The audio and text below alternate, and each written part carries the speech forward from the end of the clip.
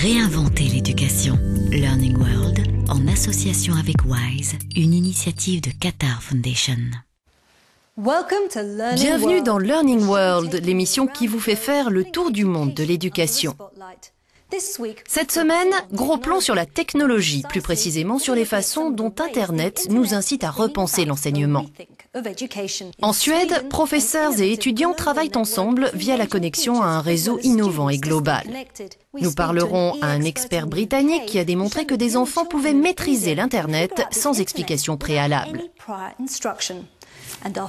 Notre premier reportage se concentre sur cette démonstration. Cap sur New Delhi, la capitale indienne, où l'expérience a commencé. 1, 2, 3, 4, 5, 6, 7, 8, 9, 10. Placer un ordinateur dans un mur et observer, ces enfants se passent de mode d'emploi.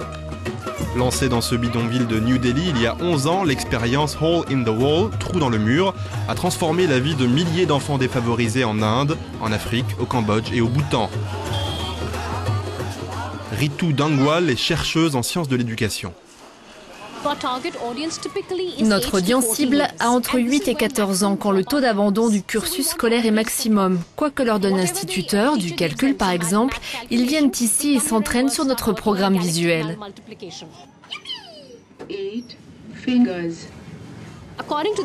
Pour eux, c'est apprendre en s'amusant parce que l'école, c'est barbant. La plupart des logiciels sont en anglais, donc quoi qu'ils voient, ils le prononcent en anglais.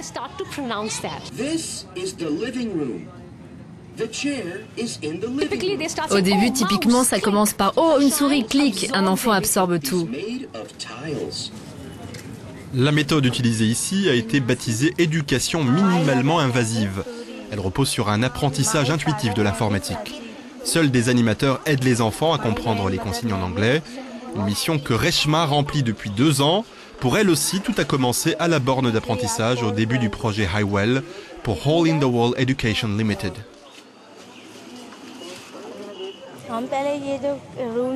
J'habitais juste à côté il y a 10 ans et j'ai vu ces installations se construire. J'étais curieuse et c'est comme ça que j'ai appris à me servir d'un ordinateur. Robina a 17 ans. Elle utilise la borne d'apprentissage depuis 10 ans. J'avais 7 ans la première fois que je suis venue. Maintenant, je suis à l'aise sur un ordinateur et je veux en savoir plus sur les disques durs et les logiciels. Je veux devenir ingénieur. Plus de 300 000 enfants se sont formés en informatique grâce au projet Highwell, et ce, tout en s'amusant.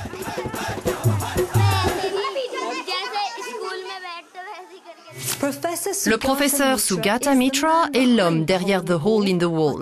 Nous l'avons rencontré à l'université de Newcastle en Grande-Bretagne. Il revient sur les tout débuts de l'expérience.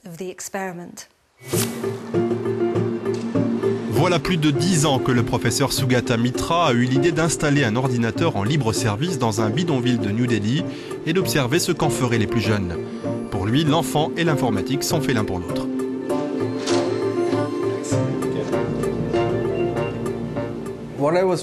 Ce que j'essayais de voir, c'est ce que ferait un enfant s'il était confronté à un ordinateur sans jamais en avoir vu avant.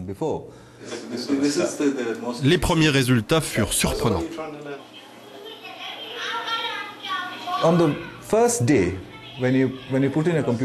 Le premier jour, quand vous installez l'ordinateur, vous attirez une énorme foule d'enfants. Ils se poussent, se bousculent, se battent et rien de productif ne se passe. Les petites terreurs, généralement des garçons de 10 ou 11 ans, s'en emparent. Une fois qu'ils ont la main mise sur l'ordinateur, heureusement pour nous, les 10 ans n'en font rien. Certainement pas les terreurs. Donc, au bout d'un moment, ils disent « ça ne sert à rien ». Ça ne fonctionne pas bien.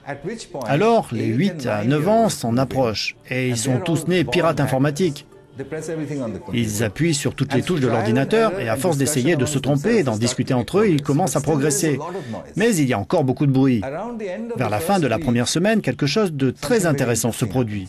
Des filles de 11 et 12 ans inventent l'administration et le management.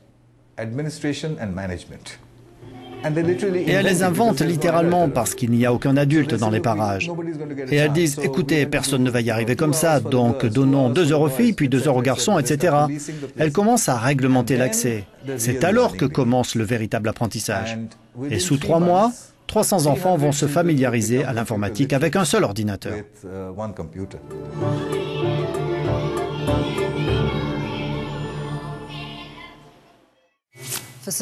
Pour Sugata Mitra, la classe pourrait un jour être une chose du passé. En Suède, elle est déjà en pleine mutation avec des professeurs et des étudiants connectés à des réseaux éducatifs mondiaux. Le lycée Victor Rydberg dans la banlieue de Stockholm. L'établissement participe à un programme pilote visant à préparer les élèves à un monde de plus en plus global et connecté. Ici, l'ordinateur portable est de rigueur.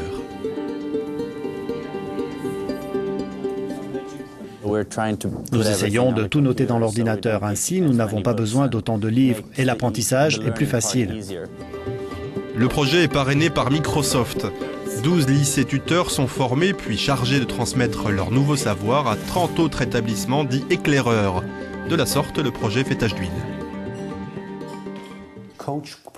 C'est un programme de formateurs. Vous formez des professeurs à en former d'autres, à en coacher d'autres.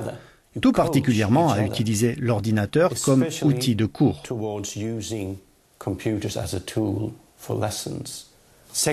Ensuite, il y a des réunions. Microsoft invite les écoles partenaires à donner 2 ou 3 jours de conférences dans d'autres écoles où les enseignants impliquent l'équipe dirigeante, la rencontre et échangent des idées.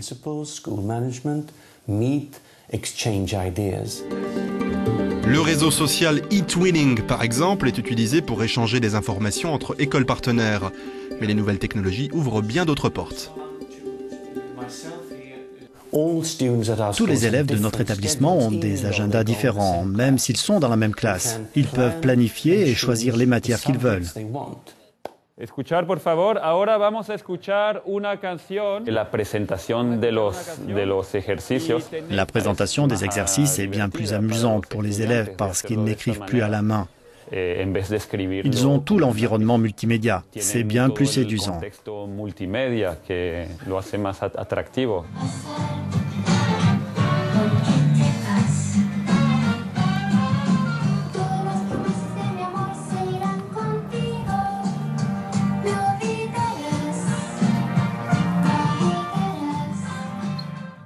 Si vous souhaitez revoir un de ces reportages, vous le trouverez sur euronews.net/learning-world. C'est tout pour aujourd'hui. Rendez-vous la semaine prochaine pour plus de reportages sur l'éducation. Learning World, en association avec WISE, une initiative de Qatar Foundation.